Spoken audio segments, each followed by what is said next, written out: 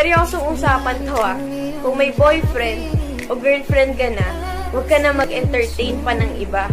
Kung hindi mo kayang magseryoso, huwag kang pumasok sa nananahimik na buhay ng tao. Isipin mo, binigyan ka niya ng pagkakataon para mahalin at ingatan siya.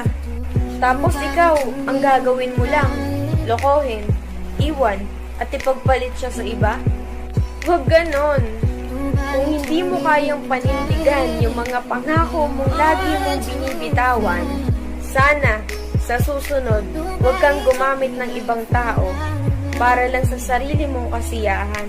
Dahil hindi mo alam yung pakiramdam, yung sakit, na magtiwala ka sa isang tao, tapos sa abusuhin at gagamitin ka lang. Huwag kang gagamit at mananakit ng damdamin ng iba kung ikaw mismo hindi mo rin kayang masaktan gaya ng ginagawa mo sa kanila.